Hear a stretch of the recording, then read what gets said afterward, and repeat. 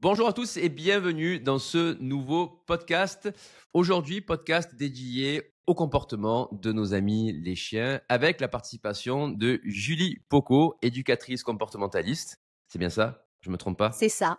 Bonjour Super. Adam, bonjour à tous. Bonjour. Qui donc participe pour la première fois à ce podcast. Donc on est ravis de pouvoir faire ce podcast avec elle. On va faire simple. Je vais te laisser te présenter directement, Mhm. nous expliquer qui tu es, qu'est-ce que tu fais, comment tu le fais. Et puis après, on va pouvoir attaquer les différentes questions. Allez, c'est parti. Super. Donc moi, bonjour à tous. Donc je suis Julie Poco, je suis comportementaliste et éducatrice canin. J'aide les humains et les chiens à résoudre les problèmes de comportement de leurs chiens pour mieux apprendre à se comprendre et mieux vivre ensemble. Voilà, ce qui n'est pas toujours évident puisque nous sommes deux espèces totalement différentes et forcément, parfois la cohabitation n'est pas toujours facile. Donc mon approche, moi, c'est vraiment l'éducation par la motivation. On travaille dans la bonne humeur, dans la bienveillance et dans l'apprentissage, c'est capital. Il faut savoir qu'avant de faire ça, j'étais pendant 12 ans dans la communication, donc c'est un sujet qui me parle. J'utilisais beaucoup la communication entre humains et tout naturellement, ma passion pour les animaux et plus particulièrement des chiens m'a amené à faire ce métier de comportementaliste canin qui, je le rappelle, a vraiment une spécialité dans l'étude du pourquoi et comment le chien adopte tel et tel comportement jugé inadapté ou anormaux. Voilà. D'ailleurs, tu Donc, t'es présenté comme comportementaliste avant oui. éducatrice. Oui, c'est important parce que pour moi, alors aujourd'hui, il y a plein d'appellations différentes. On peut être éducateur et comportementaliste canin, mais c'est important pour moi de mettre ce volet-là, déjà parce que la formation que j'ai faite était vraiment orientée sur le comportement de l'animal, c'est-à-dire que je vais vraiment étudier, c'est un peu une psychologie animale. Voilà, la différence, on a les véto-comportementalistes qui, eux, étudient les troubles du comportement, mais qui ont une dimension vraiment médicale. Donc là, c'est chacun son métier. Moi, c'est vraiment, j'agis sur le comportement. À noter que des douleurs physiques peuvent introduire des problèmes de comportement et inversement. Donc en fait, c'est vraiment de la complémentarité, mais c'est deux métiers distincts. Donc je suis comportementaliste canin avant d'être éducatrice parce que l'éducation, ça c'est logique, hein. On va apprendre les ordres de base à son chien, des sports canins, des activités de loisirs, tout un tas de choses. L'étude du comportement, par exemple un chien qui aboie, je vais pas dire votre chien il aboie, on va le faire arrêter d'aboyer ou pour ça faut l'occuper. Non, je vais avant tout comprendre pourquoi le chien fait ce comportement parce que sinon du coup je fais un mauvais diagnostic. Donc c'est vraiment super important de faire cette différenciation parce que j'ai une spécialité en comportement, en trouble du comportement du chien et pour agir là-dessus. Voilà pourquoi j'ai choisi Julie pour l'éducation de Nicole, notre petite Staffy, hein, et Oui. pas un éducateur de Wish, comme il y a beaucoup en ce moment, comme on voit beaucoup pulluler aujourd'hui sur les réseaux sociaux, Mm. etc. Parce que c'est vrai qu'aujourd'hui, on entend tout et n'importe quoi sur le métier. Alors, c'est pas le Mm. sujet, hein, mais effectivement, on entend qu'on peut être éducateur en un mois, enfin, on entend voilà, tout et n'importe quoi, alors que il y a un vrai apprentissage derrière, il y a Ouais. une vraie, c'est une vraie mission, hein, puisque comme tu le dis à juste titre, on traite effectivement du chien, mais on traite aussi, je pense surtout aussi de l'humain, hein, on peut le dire, Oui, parce que énormément. On fait voilà. beaucoup de psychologie humaine Mm. et effectivement, en fait les 2 pour qu'ils arrivent à se comprendre, il faut vraiment que l'humain comprenne son chien. Donc en fait, il y a beaucoup plus je dis souvent l'école du chiot, de l'humain et du chien. Mm, mm, Voilà, mm. ça va pas l'un sans l'autre. Ok, bon voilà, donc ça n'a pas été un choix au hasard concernant Julie, puisqu'on travaille ensemble aussi au travers de Snapdog Academy sur les questions liées justement au comportement, l'éducation au comportement, Oui. comportementaliste. Super. Alors aujourd'hui, Julie, tu as voulu traiter d'un sujet qui est les signaux d'apaisement. Oui. Voilà, donc on a recueilli différentes questions, le jeu des 7 Mmh. questions des auditeurs et des viewers sur YouTube. Tu as quelque chose à dire peut-être? Non, non, pas du Non, tout. ok, ok, super. Je Voilà, donc t'écoute. tu m'écoutes, bon, super. Donc on va commencer avec la première question, qui est la question d'introduction, on va dire. Qu'est-ce qu'un signal d'apaisement chez le chien? Alors, les signaux d'apaisement chez le chien, c'est un comportement d'abord, qui peut être une position corporelle, une mimique, pour que le chien va adopter dans le but de gérer un inconfort ou un stress et de communiquer soit avec un chien, soit avec un humain. Ça, c'est important de faire ce discernement-là. Donc, c'est vraiment les signaux, on les appelle d'apaisement parce qu'ils sont là pour souvent apaiser une situation. On les appelle aussi signaux de communication, mais je trouve que c'est plus juste d'utiliser le mot apaisement parce que dans la majorité des cas, les signaux d'apaisement des chiens sont utilisés dans un cas d'inconfort, d'une situation inconnue, pour manifester, pour qu'il y ait un arrêt du comportement, fait par le chien ou par l'humain. Voilà D'accord. pourquoi on appelle ça comme ça. Alors, est-ce que les signaux d'apaisement d'un chien sont différents lorsqu'il va vouloir communiquer avec un autre chien et avec un humain? Alors, pas vraiment. On va dire que, en fait, ce sont les mêmes. Faut savoir que les signaux d'apaisement, il y en a plus d'une trentaine. Donc il y en a qui sont beaucoup plus observables que d'autres. Par exemple, le fait de bâiller, le fait de détourner la tête, le fait de renifler au sol. Ça, souvent, on se dit: «Ah bah, le chien, il prend une odeur», mais c'est aussi pour s'apaiser. Le fait de se lécher, la truffe. Tout ça, ce sont des signaux, mais aussi le fait de remuer la queue, l'appel au jeu. Donc le chien va utiliser les signaux, prioritaires pour lui. Donc d'ailleurs, quand vous rencontrez un chien pour la première fois, ce qui est très intéressant, que ce soit dans une rencontre canine ou dans une rencontre humain-chien, les premiers signaux que vous allez observer sont les signaux prioritaires du chien. Il y en a qui utilisent, par exemple, en séance, j'arrive, le chien est pas très à l'aise, il va aboyer, c'est très furtif, hein, en général. Il va vite détourner la tête, se lécher le museau, bâiller, se détourner, me tourner le dos. Tout ça, c'est des signaux, ça veut dire que c'est les signaux que généralement le chien utilise, en priorité. Donc c'est hyper important de les analyser et de voir, pourquoi il utilise cela plus que d'autres. Alors justement, on en vient à la deuxième question. Mmh. Parfaite introduction de ta part. Dans quel cas les chiens utilisent-ils, pardon, on va la refaire. Dans quel cas Mmh. les chiens utilisent-ils les signaux d'apaisement? Alors, ils les utilisent donc souvent, pour, désigner une situation où ils sont, pas très à l'aise. Alors, par exemple, dans un langage d'humain, ça peut être, «Je suis mal à l'aise», «Fiche-moi la paix», ou «Je veux jouer», ça c'est l'appel au jeu. «Ne continue pas trop» ou «Là, je vais me fâcher». «Je veux pas que tu me fasses mal». Donc en fait, on a des signaux, il faut savoir qu'il y a des signaux, faciaux. Donc par exemple, on va avoir bâillé, se lécher, le museau, détourner le regard, plisser les yeux aussi. Ça, c'est moins observable, mais le chien qui va plisser les yeux, heu, ça, c'est ça, c'est des signaux, on va dire, faciaux. Après, il y a les signaux corporels où là, on va avoir, vous savez, vous le voyez souvent, un chien qui se couche, quand il voit un autre chien, où on se dit: «Ah ben, il veut jouer». Non, il se couche pour apaiser la situation. On peut avoir aussi, tout ce qui est, adopter une posture basse, les oreilles en arrière. Voilà, on a plein, plein, plein de signaux, hem et donc c'est souvent utilisé pour réduire le stress et donc maintenir une interaction sociale harmonieuse soit entre chiens, entre groupes de chiens même, soit entre humains et chiens. On le voit souvent, par exemple, je vais vous donner un exemple. Vous vous levez un matin du mauvais pied. Votre chien, il arrive, il vient vous faire la fête. Vous dites non, non, file de là, va-t'en. Le chien, il commence à être, à tourner un peu le regard, etc. Et puis là, vous sortez la laisse, il est super content. Là, vous dites non, non, non, assis. Vous lui ordonnez un assis. Le chien se lèche la truffe, il commence un petit peu à renifler au sol, vous lui mettez la laisse, vous partez, le chien tire sur la laisse. Hop, vous mettez une petite secousse. Oh, écoute, t'es pénible, arrête de tirer. Là, le chien tout de suite peut se mettre à bâiller. Tout ça, les signaux employés par le chien, ce sont des signaux un petit peu d'inconfort. Pourquoi? Parce que le chien, il est en réaction à votre état émotionnel. Donc il sent que, oula, là, elle est pas très, ça va pas trop ce matin. Donc il veut simplement vous signifier, moi, je suis cool. Je veux pas de conflit. Il faut savoir que les chiens, tout comme les loups, sont vraiment là pour éviter le conflit. Il y a que nous, les humains, qui générons le conflit. Mais les animaux, eux, ils veulent vraiment, ils font pas de blanche, quoi, hein.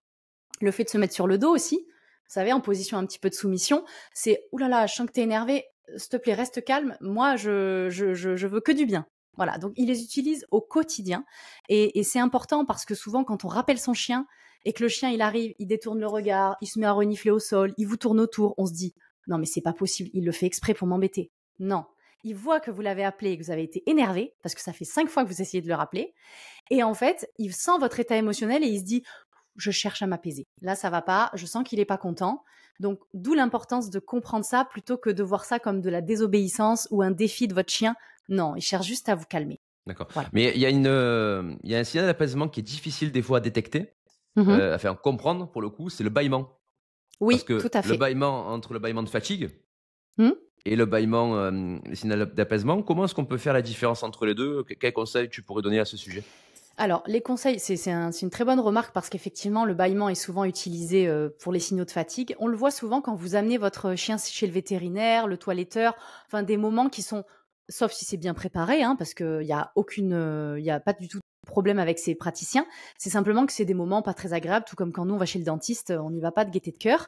Donc En fait, souvent, ou même un enfant ou une personne qui va caresser un chien, on voit que le chien va se mettre à bâiller. Il faut savoir que le chien, il bâille, à part s'il se lève de la sieste ou que voilà, il y a la chaleur, etc., qu'il est fatigué.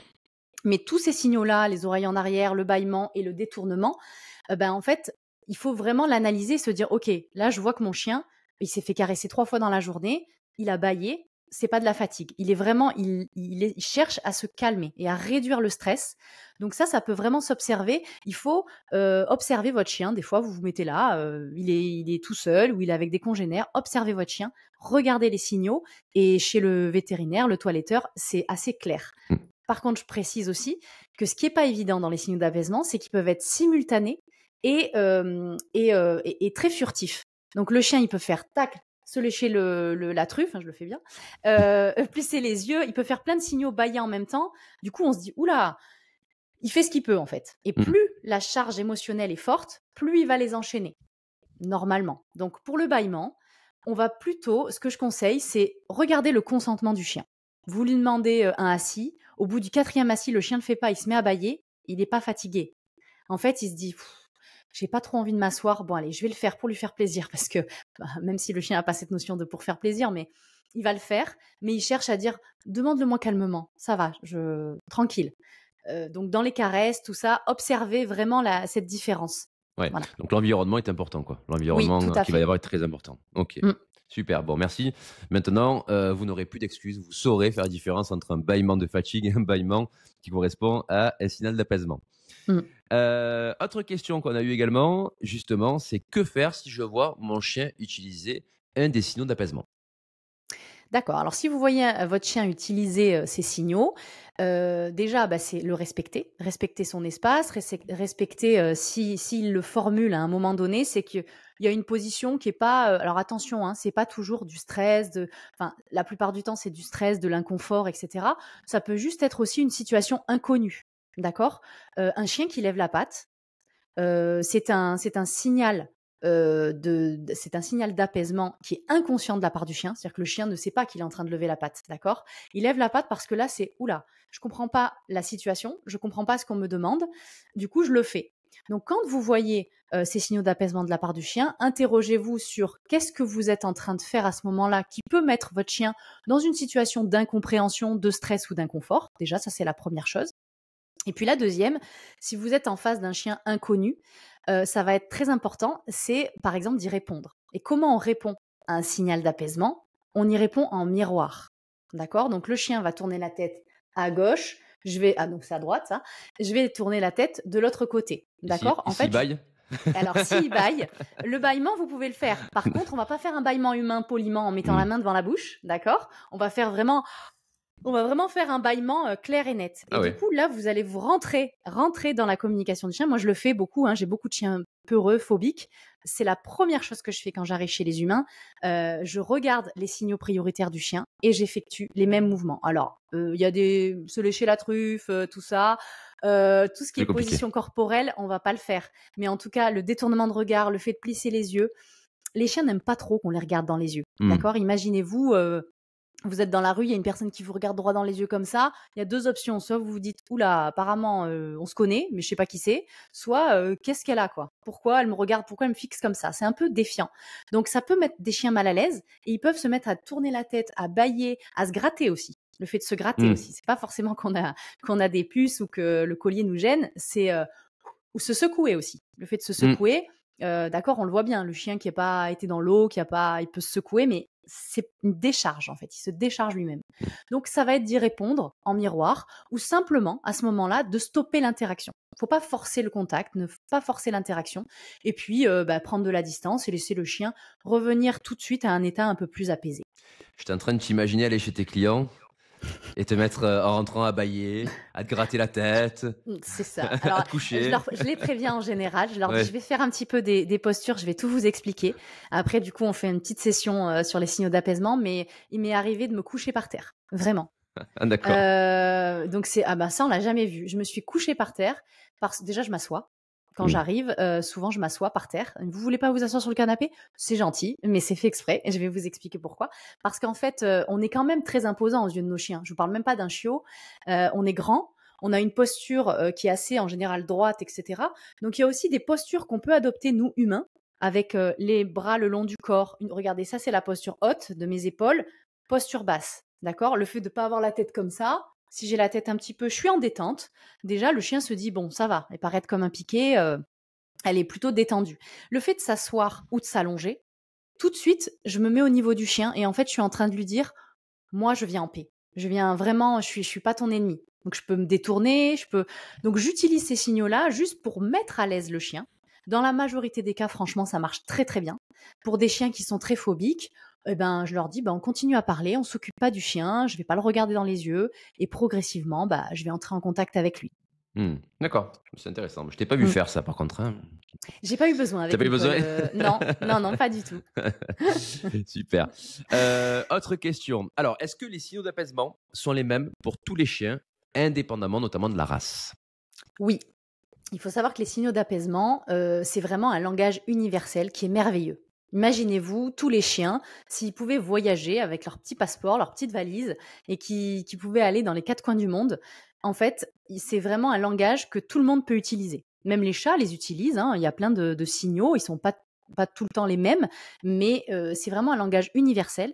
Par contre, le chien, donc les chiens c'est quelque chose de d'inné, hein, chez eux, ils l'ont en eux. Mais par contre, ils peuvent en être pas dépourvus, mais ils peuvent ne plus les utiliser en revanche. Ça, c'est très important parce que si jamais, par exemple, quand ils les ont utilisés, ils ont été punis, par exemple le D'accord. grognement. Le grognement, c'est un signal d'apaisement aussi, c'est un signal de communication, mais en fait, le chien va agir, hein. C'est ce qu'on appelle l'échelle de l'agression. On a différents signaux. Donc, si à chaque fois que mon chien grogne, je lui dis ça suffit, hein. Non, ça, tu le fais pas. Ok, il va plus grogner, il va utiliser d'autres signaux, peut-être un peu plus forts pour exprimer parce que sa communication n'a pas été entendue. Mais tous les chiens, vraiment, ont la même façon de le faire. Les loups, ils savent le faire très bien. C'est juste que chez les chiens, comme ils n'ont pas cette notion, puisqu'ils sont domestiqués, ils n'ont pas cette notion de vie ou de mort au niveau de l'alimentation, de la survie, etc. On va dire qu'ils utilisent des plus petits caractères, des plus petites lignes pour le faire. Et c'est vrai que chez nous, les humains, ça donne la tâche un peu plus complexe, hein, pour les identifier. Mais il n'y a pas de distinction selon la race, l'âge, etc. Tous les chiens. D'accord. C'est tous les mêmes signes, tous les mêmes signaux. Ok. Oui. Et du coup, alors, la question suivante, c'est comment et est-ce que, j'ai envie de dire, les chiens apprennent à utiliser les signaux d'apaisement? Alors en fait, c'est un peu comme nous, hein, on sait bâiller, on sait éternuer, voilà, on sait s'asseoir. Donc en fait, ils les ont naturellement, d'accord? C'est inné. Il faut savoir que le premier signal d'apaisement d'un chiot, à ses premiers jours, hein, c'est le bâillement, d'accord? Puisqu'après, il faut quand même avoir un contrôle sur soi pour pouvoir les utiliser. Donc ils les ont tous, c'est vraiment quelque chose d'inné, de naturel, qu'ils utilisent. Donc ils apprennent pas vraiment, ils les ont en eux. Le tout, c'est de pouvoir, les laisser s'exprimer et de les respecter pour que ces signaux puissent continuer à se perpétuer. Puisque sur des chiens qui ont été, réprimandés et cetera, il y a 2 options. Soit le chien arrête complètement et est dans la peur et ne fait plus rien, soit il peut devenir agressif. Puisque là, pour le coup, un chien qui est, par exemple, agressif envers les autres chiens, il faut savoir que le cerveau, il fonctionne plus. Donc, les signaux d'apaisement ne peuvent pas se mettre en place. C'est pour ça que souvent on dit qu'un chien est mal codé. Il est mal codé parce que dans tout un tas de choses, sa socialisation, ses expériences, il a dû les utiliser. On ne les a pas entendus, soit les autres chiens qui étaient mal codés, soit les humains. Du coup, il s'est dit, ok, la façon de communiquer, en fait, elle me sert à rien parce que je suis pas entendu. Donc, je vais arrêter ça et je vais directement aller à l'attaque. C'est pour ça qu'il est super important dans ces moments-là de prendre de la distance par rapport aux stimuli, voilà, pour que le chien puisse se reconnecter avec son cerveau et se dire, ok, d'accord, donc là, il y a un danger, je peux connecter mes neurones parce que je suis suffisamment loin du danger pour pouvoir réfléchir à une position qui va être plus confortable pour lui. D'accord. Mais il n'y a pas vraiment de forme d'apprentissage ou de mimétisme par rapport à la mère à un moment donné? Non? Alors la mère, elle, il faut savoir que la mère avec ses chiots, jusqu'à ses 2 mois et demi, puisque c'est à partir de 2 mois minimum, voire 2 mois et demi que le chiot peut être adopté, elle utilise tous les codes, d'accord? Donc le chiot, normalement, si la mère est dans des bonnes dispositions, ce qui est la plupart du cas, le cas la plupart du temps, les signaux, ils sont compris par le chien. Sauf que le chien, il arrive dans l'environnement des humains. Et donc, on lui demande beaucoup, beaucoup de choses. Et donc, l'humain n'a pas appris à lire ces signaux. Donc, ça peut se dégrader. Mais il n'y a pas de... Je ne sais plus quelle était ta question. De savoir si effectivement, parce que tu dis que c'est inné, Oui. si lorsque le chien est bébé, s'il n'y Mm. a pas une forme d'apprentissage auprès de la mère, notamment de mimétisme en voyant la mère faire, Mhm. et donc voilà, une certaine forme d'apprentissage de ces signaux. Oui, il y a de l'apprentissage, c'est sûr. Ne serait-ce que le relèvement des babines, le grognement, le fait de s'apaiser. Par exemple, la mère qui va s'interposer est aussi un signal d'apaisement. Donc, deux chiots qui vont s'embêter, se faire mal, etc. La mère peut s'interposer et peut venir gronder, entre guillemets, le chiot un petit peu perturbateur. Donc, du coup, le chiot, il a l'inhibition de la morsure, il a tout ça, et il a ces codes-là. Et Hmm. donc, c'est des codes qu'il réutilise après. Donc, D'accord. oui, tout à fait, il peut Il y faire a- du mimétisme. Un petit peu, ouais, d'accord. Ok. Mais on peut par contre réapprendre un chien à bien communiquer. Par exemple, les chiens, en général, ils n'utilisent pas une approche frontale.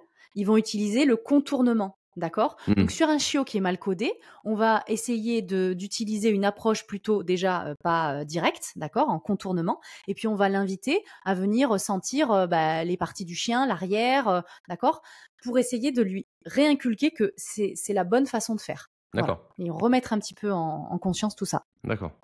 Alors, justement, toi, en tant que comportementaliste, Mhm. tu es donc confronté à l'humain, au chien et aux problématiques liées aux deux espèces, on va dire. Alors, est-ce que, au même titre que le chien, les humains peuvent eux aussi utiliser des signaux d'apaisement pour communiquer avec les chiens? Oui, tout à fait. Vraiment, ils peuvent communiquer avec leur chien déjà comme, je le précisais en miroir. On va dire, si c'est votre chien, d'accord? C'est votre chien qui fait des signaux d'apaisement. Premièrement, se demander dans quelle situation pourquoi il fait ça? D'accord? Donc une fois que vous les avez observés, pourquoi il fait ces signaux-là? Et se dire: «Bon, si je stoppe l'interaction, est-ce que ça va mieux? Est-ce qu'il évite de les faire?» Ensuite, si vraiment votre chien est mal à l'aise, par exemple chez le vétérinaire, bon ben là, ça peut être de détourner un petit peu son attention, hein, on va lui mettre des stimuli un petit peu agréables, mais ça peut être aussi d'utiliser les mêmes codes que lui. Donc dans la mesure du possible évidemment, mais pour lui montrer que tout va bien, la situation est OK. Donc n'hésitez pas à fonctionner en miroir avec votre chien, détournement de regard, voilà, le bâillement pour lui montrer que c'est OK, vous avez conscience. Là en fait, c'est un petit peu comme si le chien, il avait une réponse comportementale. Je suis pas à l'aise, je me ronge les ongles, d'accord, je suis stressée. Et du coup, il y a une personne à côté qui me fait: «Ça va aller». D'accord? Là, je vais faire moi, je vais me dire, bon, moi humain, je vais me dire: «Non, mais ça va, c'est bon, je suis pas stressée» ou alors: «Ouais, d'accord, tu as raison, ça va, merci».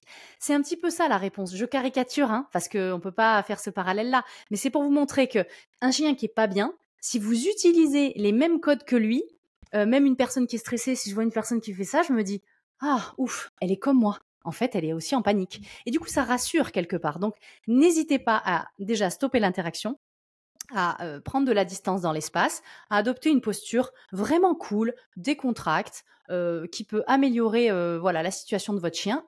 L'intonation est super importante. Nos chiens comprennent les intonations. Il faut savoir que les signaux d'apaisement, c'est quoi? C'est une communication non verbale, tout simplement. Et donc, les chiens enregistrent beaucoup plus nos gestes que nos mots. Mais par contre, c'est des éponges émotionnelles. Donc, si je vais monter la voix, être énervé, etc., bah, le chien va peut-être, vous savez, les chiens, quand vous arrivez chez vous, ils ont l'habitude de faire des bêtises ou d'avoir fait ses besoins ou j'en sais rien. Et en fait, on rentre et on a déjà dans la tête l'esprit que oh, j'espère qu'il m'a pas fait de conneries, hein. Et donc, on pousse la porte avec déjà une méfiance, mais on ne le sait pas vraiment. Et le chien arrive, il fait l'anguille, comme on dit, il se met en position basse, et là, il vient, il peut même faire des pipis de joie ou des pipis de peur. Mais en fait, on se dit, ah voilà, ça y est, je sais, t'as fait quelque chose. Non, mais je le vois, il culpabilise. Non, c'est pas vrai, il culpabilise pas. Je sais que c'est dur à comprendre. C'est pas de la culpabilité, c'est qu'il sent que dans votre démarche, il y a quelque chose de je vais voir si t'as pas fait de Suspicieux. oui. Donc essayez vraiment, arrivez, super jovial, coucou, machin. Vous allez voir plusieurs fois, hein, parce que si vous enguirlandez votre chien à chaque fois que vous rentrez, forcément, il va lui falloir un temps nécessaire pour qu'il se dise oh ben ça va, ça fait 5, 6 fois, 10 fois qu'il est cool, je vais pouvoir me détendre, même s'il a défoncé le canapé. Voilà. Donc, grosso modo, je bâille, mon chien peut comprendre effectivement que c'est en réponse ou que c'est un signal d'apaisement. Il va comprendre ce code-là. Mais est-ce que lui peut apprendre, on va dire, certains signaux d'apaisement qui nous concernent à nous, qui n'est pas forcément dans le code canin? Par exemple, tu disais tout à l'heure, je vais me ronger les ongles. Est-ce que le chien, ton chien, peut comprendre que effectivement là, tu es stressé? Non, Non? Voilà. non. Non, non, effectivement, c'est intéressant comme question. Disons que on se ronge les ongles, lui, il va pas savoir que ça, c'est un signe de stress, d'accord? Ou se gratter la tête, bah, c'est que je réfléchis. En revanche, comme ils sont connectés à nos émotions, si vraiment je fais les 100 pas dans la maison, que je bouge, indépendamment que je me ronge les ongles ou pas, et que je fais oh là là, et que je monte en pression émotionnellement, le chien, il peut adopter des comportements, voilà, un petit peu se coucher, bâiller, et cetera, parce qu'il sent qu'il y a de l'eau dans le gaz. Mmh. Mais il va pas interpréter nos gestes. Les seuls gestes qu'il peut bien interpréter, puisqu'on fait de l'éducation, hein, à ce niveau-là, c'est des gestes qu'on lui aura appris, bah, je sais pas, le assis, le coucher, des gestes comme ça. Mais après, évidemment, le froncement de sourcils, quand on fait ça, et que si en plus on met une intention négative dessus, il va le comprendre. Mais c'est pas aussi clair chez nos amis les chiens. D'accord, OK. Alors, on a une dernière question qui est Mmh. une, je trouve, bonne conclusion de ce Ouais. podcast. Quels sont les avantages de comprendre et de répondre aux signaux d'apaisement de mon chien? Alors les avantages, ils sont multiples, vraiment. Comprendre les signaux d'apaisement de votre chien, c'est avoir, une relation saine, équilibrée et respectueuse. Déjà, ça part de là. Je pense que quand on a un animal, ce qu'on veut avant tout, c'est tout faire, tout partager avec lui et avoir une belle complicité. Donc forcément, vous allez renforcer la relation de confiance avec votre chien qui va vous voir comme un leader, comme un guide, parce que vous allez être en capacité, de comprendre, bah, ce qu'il ressent. Donc forcément, il va vous faire beaucoup plus confiance parce qu'il aura été entendu et compris. Ensuite, ça va réduire son stress et son anxiété, puisque forcément, vous allez y répondre par la positive. Ça peut prévenir aussi tous les comportements agressifs. D'accord. On le voit souvent, hein. Moi, je fais des formations PECRAM, formation prévention morsure à l'éducation des enfants de 4 à 12 ans. Ou souvent, vous le voyez même dans les vidéos, on voit un enfant, et c'est pas de leur faute, hein, ils arrivent, ils enlacent le chien, il envoie tous les signaux, et cetera. Si on ne comprend pas ça, déjà, on ne protège pas l'enfant et ensuite, il peut y avoir une euthanasie du chien par la suite parce que, bah, lui, il a déjà envoyé plein de signaux, les oreilles en arrière, le léchage de museau, détournement de tête, le relèvement de babine et en fait, on continue et donc là, on ne respecte pas son chien donc il faut vraiment savoir que les chiots et les chiens adultes ont besoin de sécurité et de stabilité. Donc, c'est un peu comme si vous étiez avec un humain, vous discutez avec lui et vous ne l'écoutez pas. C'est-à-dire qu'il vous pose une question, ah oui, comment tu vas? Bah, il est 8 heures. Voilà, c'est-à-dire qu'en fait, du coup, il peut pas y avoir de relation de confiance. Donc, quand vous allez apprendre à votre chien des choses, il va vous dire, cette personne-là, je caricature un peu, mais cette personne-là, elle est pas fiable parce qu'elle me comprend pas. Donc, moi, je vais faire comme je peux et donc, du coup, il peut développer des troubles du comportement, alors qu'en fait, il n'en avait pas, mais il n'a pas été entendu. Donc, vraiment, je dirais que c'est l'harmonie. Comprendre la communication chien-humain, c'est l'assurance d'une vie sereine, saine, bienveillante, dans le respect, où vous allez pouvoir avoir un chien bien dans ses pattes, que vous allez pouvoir emmener partout, puisque il faut le voir comme vous êtes le parent de votre chien. Vous n'êtes pas le dominant, etc. Vous êtes le parent de votre chien. Ça, c'est super important dans la relation. C'est pour ça que je parle d'humain. Vous avez vu, je ne dis pas les maîtres. Je parle vraiment d'humain et de chien, parce que nous sommes deux espèces différentes. Donc, je rappelle que la communication, la dominance entre deux espèces différentes n'existe pas. Un pingouin et un écureuil, il n'y en a pas un qui peut dominer l'autre. Hein. On est d'accord? Bah, c'est Mmh. pareil, les chiens et les humains.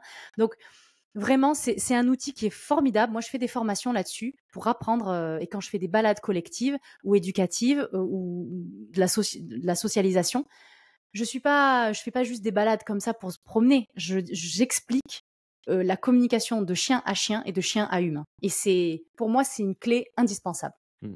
Alors après, j'aimerais juste préciser et revenir sur ce point-là qui fait quand même partie du sujet. C'est le point important dès le départ, ça reste quand même la socialisation Tout pour à avoir le fait. chien équilibré.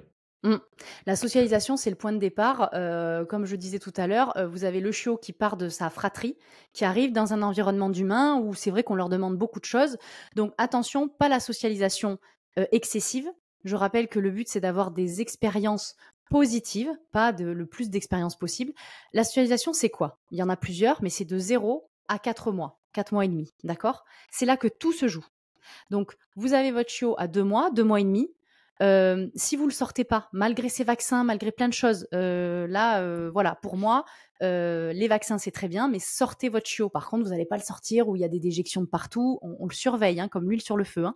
Mais sortez votre chiot, faites-le rencontrer des chiens, des humains, des enfants. Mettez des costumes, des casquettes. Faites du renforcement positif. Il ne s'agit pas juste, ah bah tu vois un bus, le bus il passe à toute allure, t'as eu peur, cool. Non, on va vraiment l'accompagner, l'éduquer. Pensez comme un enfant finalement. Si l'enfant il a peur, alors évitez de le porter au bras s'il vous plaît. Un Ou en, chien, ou en c'est fait pour poussette. être. Voilà, le Ça- chien, c'est fait pour être sur le sol. On ne prendrait pas un canet corso dans ses bras, donc on ne prend pas un chihuahua dans ses bras. Voilà, c'est important. Les chiens sont capables de se défendre tout seuls, mais oui, la socialisation est hyper importante. Il faut qu'ils voient le plus de choses possible, même si vous êtes fanat des balades en forêt. Emmenez votre chien en ville. Emmenez votre chien, pas en hyperstimulation dès le départ, mais emmenez votre chien pour que demain, vous partez en vacances, vous voulez faire un marché. Eh ben, si votre chien, il a connu que la campagne, il va être terrorisé. Et donc, il va développer des troubles du comportement. Donc ça, c'est hyper important de faire cet effort-là. Et une chose importante dans la socialisation, c'est les rencontres. Pas de rencontres en laisse. En longe, oui, ou en laisse détendue, c'est acceptable. Mais on évite parce que, comme je le disais, la communication, c'est un contournement. D'accord?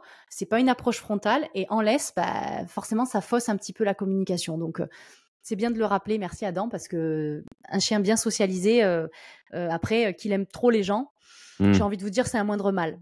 Non, non, mais c'est important, même si bon, on sort un petit peu du sujet de ce podcast, c'est quand même important Mm, de revenir là-dessus parce que ça reste quand même la base un petit peu de tout, hein, enfin la base de mm. l'éducation, même de la compréhension entre les espèces, quoi. Et on le voit avec le Covid, il y a eu des chiens bah, forcément victimes du Covid, hein, et ça a été, c'est assez terrible, parce qu'ils n'ont pas eu cette socialisation-là, et ils ont grandi, et à l'âge de 4, 5, 6 mois, bah, ils connaissent rien. Donc là, vous avez soit le tempérament peureux qui s'inscrit, soit le tempérament peut-être peureux, voire agressif. Et là, il y a toute une sorte de rééducation, de désensibilisation à faire qui peut prendre du temps. Donc vraiment, sortez votre animal, soyez un parent, un bon parent, et soyez plein d'amour et de bienveillance et ça va rouler tout seul. Ouh, il y en a qui vont pas aimer le terme parent. Mais moi, je suis Je d'accord, hein. sais, Moi, je suis je d'accord. sais, Mais mais tu as raison, tu as bon, en raison, tout tu as cas, raison. je préfère ce terme-là que maître, Moi, maître, maîtresse. moi, c'est J'aime pas. propriétaire. Oui, propriétaire. J'ai Bah, du en fait, mal. on est Propriétaire, hein. propriétaire d'une maison, C'est ça? propriétaire d'un chien. Je comprends pas bien le concept, moi non plus. Donc, Ouais. pour moi, pourquoi on n'appellerait pas ça On est deux espèces différentes. On est des humains et des chiens. Pourquoi on s'appellerait pas comme ça finalement? Après, il y en a Hmm. qui utilisent aussi le terme de gardien, gardienne. Gardien. Voilà. Bon après, tous les goûts sont dans la nature. Moi, en tout cas, j'utilise ce terme-là parce que pour moi, il ne devrait pas y avoir de supériorité. Quand on est un animal, c'est un membre de la famille et forcément, ben, on le considère à notre égal et Hmm. pas en tant que dominant ou dominé. Bien sûr. Voilà. Super. Eh ben, écoute, Julie, on a répondu au jeu des 7 questions. Je pense Super. qu'on a vraiment fait le tour sur les signaux d'apaisement. En tout cas, si vous avez des questions, des réactions, vous avez la zone commentaire qui est disponible pour pouvoir eh bien, donner votre avis, partager votre expérience. Même si vous êtes d'accord, pas d'accord, on est là pour échanger en Mmh. toute bienveillance. L'éthologie, c'est la science du comportement. Une science, par définition, reste inexacte. Donc, personne ne détient la vérité absolue, hein. Mmh. C'est important aussi de le préciser. Mais en tout cas, on essaye de trouver les meilleures réponses possibles pour la meilleure cohabitation avec les évolutions scientifiques, bien évidemment, au niveau des études qui peuvent être faites. C'est important de le préciser. Julie, je te remercie beaucoup d'avoir participé à ce premier podcast ensemble. C'est moi qui te remercie, Adam. Merci pour Je, cette belle invitation. voilà, je dis premier parce qu'il y en aura d'autres. Sur Oui. d'autres sujets, on va pas les teaser maintenant, mais voilà, il y a d'autres sujets qui vont être traités. Donc n'hésitez pas, si vous avez des sujets en particulier, Mmh. à nous les partager. On regardera, on étudiera ça et on se fera un plaisir d'y répondre si on trouve ça cohérent et intéressant pour la majorité des personnes. En tout cas, n'hésitez pas à liker cette vidéo, à la partager, à s'abonner. Ça nous fait plaisir. C'est important pour nous donner la force aussi de continuer à partager les meilleures informations sur les différentes plateformes. Le podcast est disponible sur YouTube, sur les plateformes audio, Apple, Deezer, Spotify, etc. Tout ce qui est disponible. On vous souhaite une excellente journée. Julie, je te dis à très bientôt. À bientôt, Adam, Passez une et bonne journée à tous. bonne journée, bonne soirée. À bientôt. Merci.